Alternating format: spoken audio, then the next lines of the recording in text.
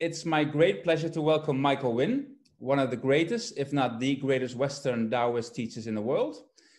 He was one of the first students of Mantak Chia, and he was the actual writer of Mantak Chia's first 7 books, the most famous of which is called Taoist Secrets of Love, Cultivating Male Sexual Energy, which caused a revolution in the West and is by far the best book ever written on the subject.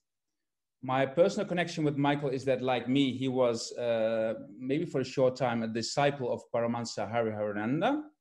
And Michael convinced me to combine Kriya Yoga with the Taoist path. And during a phone conversation we once had, Michael explained that I was not grounded and I needed to practice at least the deep earth pulsing twice a day, which has worked wonders for me. Michael adapted the Taoist teachings to the specific needs of Western people, especially the need to be grounded. And in this respect, he is a true pioneer. You can download his beautiful ebook about the inner smile for free when you go to his website and sign up for his newsletter. And you can see the link below. Also, Michael has tons of great workshops that you can download, and I did them all, and they are fantastic. So, Michael, welcome.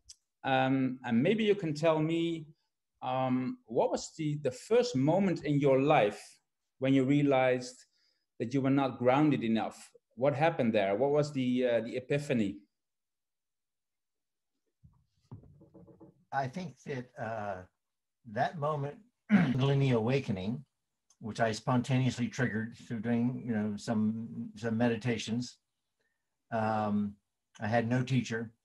I had no training whatsoever in any, spiritual methods, but I was very spiritual, and I was like, just exploring it on my own. And so after I awakened to my Kundalini, which is a very multidimensional experience, and I became aware of the fact that I had an energy body of some type. I didn't have any language for it exactly, but I was living in New York City at the time, and I would be walking around the streets of New York City feeling that I was 10 feet tall, and I was way above my head, like 10 feet above my head, looking down on myself and looking around, at the street. Recognize that. Yeah. So I thought that was kind of like exhilarating at first and kind of, fun, but then after a while, I began to notice that my body was getting weaker, and that I was getting cold in the wintertime, and that I couldn't stand to be around any disruptive field, like someone smoking a cigarette like 50 feet away. Felt like the fire and the smoke was burning into my aura. And so I said, well, this doesn't work. I can't live in society, if I have this kind of sensitivity. And I thought maybe I need to move to an ashram or something and get, out of the city. But then I thought, no, I need a path where I can live in society, and, spirituality should be totally integrated with ordinary life. That was just my gut instinct. So anyway, I tried to find a cure for this problem, and I stumbled upon it. Decided I was trying out, checking out various teachers, and one of my friends told me about a young Taoist in Chinatown named Mantak Chia, and that's why I hunted him down, decided to visit him and find out what that was all about. And that's where I discovered that the Chinese had all these methods for, regulating and modifying that energy field. And I didn't even know the term grounding at the time, but that in fact was what I discovered once I started studying these practices, that it was really about, and I had to pull my energy field in. It was like way out there. I had this big, radiant energy field, but very thin, very weak, out there 50, 100 feet. And only when I actually started doing Taoist practices in my body and connecting energy into my organs, into my meridians and my channels, I discovered, I didn't know it was possible.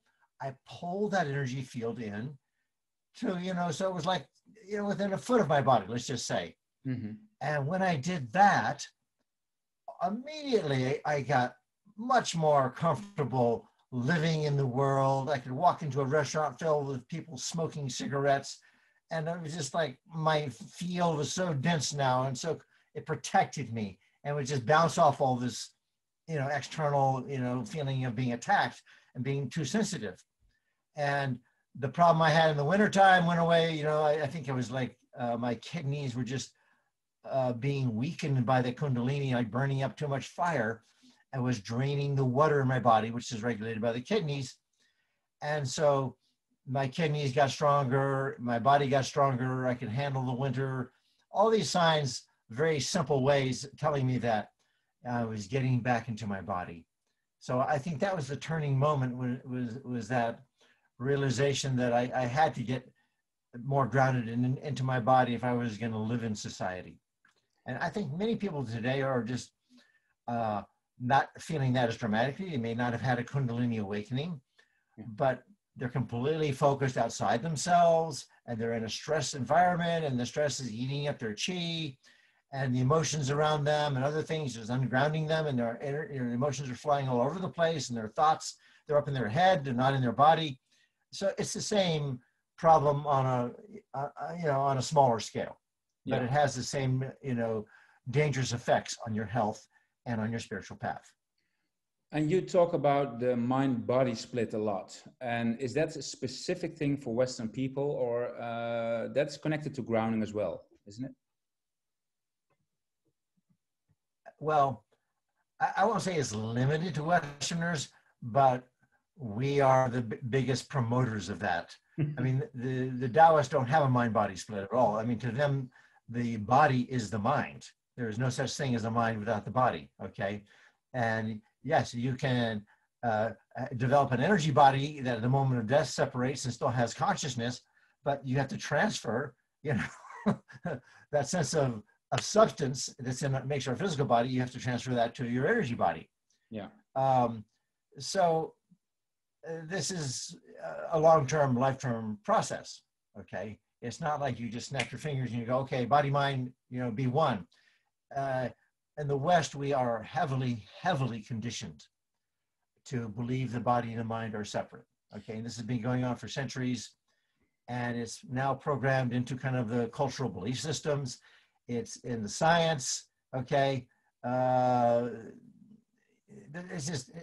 embedded in many religions and religious beliefs that have a dualistic split between heaven and earth. I mean, there's all kinds of dualisms which eventually translate into a mind-body split. But does it have to do with a negative view of the body? Sorry? Yes. I would say the root of this is religious demonization of the body, as the body has these desires, sex desires, lust, greed, blah, blah, blah. And therefore the body must be, something bad in it. Okay. And that's why you need, we're sinful, okay, by definition, because we have all of these bad desires, and they're like kind of our animal self. And so the animal self is attacked. And now there's the spiritual self, and it needs to get back to heaven somewhere else. But basically, the Buddhists, the Christians, the Hindus, they're all saying the same message in some sense, which is get out of here and go to someplace else which is more pure or better. Yeah. And that's not the viewpoint of the Taoist. The Taoists are saying this entire realm, this physical realm, is divine. And they call it later heaven. And that, yes, you just, obviously we were born as children and we have to grow up. So their notion is that not that we've lost our soul, but that we need to grow our soul and mature it so that it becomes more functional. And I think that's a healthier, integrated position to have. And is it also connected to the fact you were talking about this mind-body split? With me, it was like here. It was exactly, the upper body where the positive things are and the thinking and the positive emotions, and the lower body where the animal instincts are and the more negative emotions. With me, there was a split right there in the middle in my body. So where you were pointing, Alex, is your diaphragm. And this is very common. This is like a little rubber sheet, like a trampoline across our body there, which has to do with our breathing and other things like that. But for a lot of people, it represents the split between their sexuality and their digestive and their animal, their hunger, and all these other desires, these kind of, instinctual animal desires, and the heart and these upper kind of thinking, and it's an artificial split. I mean, you have to connect the upper body and the lower body, okay, and get them to exchange. If you don't do that, it will shorten your life. And I would say that split is the major cause of death. In Taoist medical theory, which is similar but more advanced than, we'll say, TCM, traditional Chinese medical theory, because it involves more spiritual aspects. TCM is invented by the Chinese government, and when Mao came to power, they didn't want any spiritual discussion because they're Marxist, materialist. But anyway, the whole idea, though, is the flow of qi had to be harmonized. And if you have a split in your qi, what happens is the fire starts to rise up and dry out your brain and overheat your heart, so you have a heart attack, and the lower body starts to, the water and the sexual drive and the hormones, all those kind of settle down and get heavy, and eventually you lose your sexual vitality, okay, because you need an exchange between the fire and the water to feel sexually alive and vital, and to have good communication and support your brain, your creativity, your everything. So you cannot split these two. If you split them, you slowly are dying. You're stifling your creativity, your sense of vitality in your life. And so the Taoists have many methods for integrating the upper and the lower half of the body so that this split does not occur. Okay. And can you tell me a little bit about how important it is to be grounded in your sexuality? Because I think many people in the West, they don't know anything about that. Well, let's say the issue is slightly different for men and for women. Women have their yoni, their vagina, the sexual organs are pointing towards the earth. They give birth downward towards the earth of a child. So women actually tend to be much more grounded in their sexuality. However, and men, the problem with them is that I have this, what they call their balls to brain pathway. Their sexual energy goes from their balls up the spine to their brain and stimulates them, so they get sexually obsessed, and but they tend to bypass the rest of their organs and the whole body mind. And so for women, the problem is that because their sexual organs are, apart from their breast, but their sexual organs, their genitals are internal, the ovaries and the vagina, that sexual energy does tend to connect to their organs. So the women are more vitally connected to their sexual feelings, and they have, that increases their sense of intuition sexually. We could say they have this kind of sexual radar. They can feel what men are thinking sexually because that sexual energy is charging up their body mind, and then they're sensitive to that field, more sensitive than men. But it also creates problem for women. And the problem is this, that sexual energy is volatile. And so their emotions become more volatile because it's being fed by this volatile sexual energy. And so this is part of the split where the men think, well, we're more rational and we're calm and focused, and the women are all emotional. And it's all related to different pathways of sexuality. And both the men and the women need to ground that sexual energy. The men need to ground that sexual energy because it'll cool it off and balance it, so they won't get so much of this strong mental projection with their sexual energy, and which goes into fantasy and leads them into pornography, and which has all of its own problems. And the women need it because they need to ground their emotions. And so both the men and the woman need to connect their sexual energy into the earth. And the earth's energy field is balanced, yin yang, and it'll help balance out our personal energy body in this yin yang fashion. Wow. So my last question, I talked about deep earth pulsing already. It's my favorite grounding exercise. What is your favorite grounding exercise? Take a wild guess. It's deep earth pulsing. Okay. Okay. That's why I told you to practice it, because it is so simple. Okay. It's like, let me just stand up here. It's like you're taking a walk, okay? And you're moving your body, but you're moving the whole left side of your body and the whole right side of your body. And so you're not just walking, your feet are not just walking down below and you're up here in your head doing nothing. You're aware, you're thinking down the sinking side. So your mind has to go with the sinking chi, okay? That's the whole key to the deep earth pulsing, is you're thinking with the movement of the chi. Your thoughts in your head and your feeling of the chi are all moving together. And so that starts to move your chi from your head and your heart down through your legs, down into the center of the earth, which is where I have people focus while they're doing the deep earth pulsing. Yeah.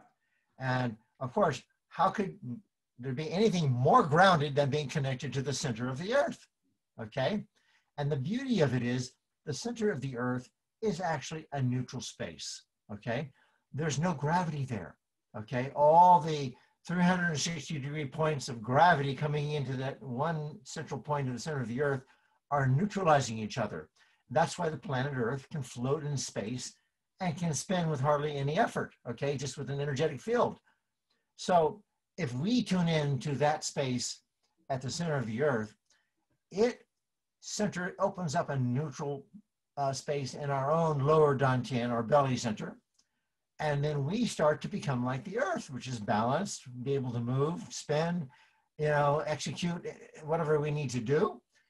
Play with the yin yang, fields creatively, but not get into this split of, one side rising, one side falling, upper and lower body. Yeah. Great. Yeah, I totally agree. It works wonders for me. So I'm very grateful that you taught it to me. Well, Alex, let me mention one point about the inner smile, because okay. Yeah. I think it's relevant to grounding. Okay? And I think that people may not catch this. Yeah. So there's a split between the personality and the soul. Okay, the Taoists call the soul the Ling, the inner heart, okay, essence. And this is actually, this is probably one of the greatest spiritual hurdles that people face, is that they're just living in their personality. And it's good if you can integrate the whole personality, okay, upper and lower body and all that, but that's just the first level of grounding, okay? So you're functional and you're not dispersing, your chi and dying younger. But you have a second level of grounding, which I call spiritual grounding, where you need to integrate your outer self, your worldly self, your personality, its 12 organs and its meridians and the sensory operation in the world. You need to ground that with the soul, which is what the Taoists call the heart. They call the mind the heart mind, because the heart is the ruler of it, and that heart is connected to your soul, okay? And so that's inner smile is actually the soul grounding and connecting to, embracing and loving all the aspects of the body, mind, and the personality, the 12 organ spirits, their meridians, the 8 deep extraordinary channels. So the inner smile is the simplest spiritual method, meditation method. It's totally fluid. And that's a very important level of spiritual grounding. So I recommend people start with those 2 practices, the deep earth pulsing and the inner smile. Both of them are grounding us, one, into our body and the other one into our soul. And that combination will do wonders for you, okay? And then from there, you can decide if you want to learn the more sophisticated Taoist methods, fusion of the 5 elements, the water and fire alchemy, other forms of Qigong. They all, take you deeper and deeper, into this process. But still, the inner smile is maybe the deepest one of them all, right? Because it has so much depth to go just with a smile into your organs, and it's a great exercise. Yeah. But I describe the inner smile as the alpha and the omega of Taoist meditation. It's what you do in the very beginning, just to connect to your body and your organs. But when you start to connect your personal energy body to the energy body of the earth, the sun, the moon, the stars, higher levels of the collective consciousness and its source, okay? The Taoists called Tai, the great oneness. Eventually, you start smiling from those integrated higher levels, through your body into this world. So you're basically, the inner smile, it can become a method for functionally downloading and integrating higher levels of cosmic consciousness into your ordinary everyday life. And that's the ultimate goal of the Taoist internal alchemy. Okay, and I call it, I've reframed it now as what I call loving energy science. It's a way to systematically cultivate and integrate yourself with the entire cosmos. And you don't have to believe in any particular deities. There's no religion involved. It's all about self-empowerment, but it has a scientific methodology to it that you do it systematically. You check the results and you see what results are you getting? Do they work for you? And this way you have this kind of very strong ground as you develop your relationship with the cosmos. So it's again about grounding, but it's now happening on a larger metaphysical level. Yeah, I understand. Wow, it's great. That's great. Thanks. Thanks for the insight. Okay. Thanks. Okay, Michael, thank you very much. I talk to you soon. Thanks. Yeah. Thanks.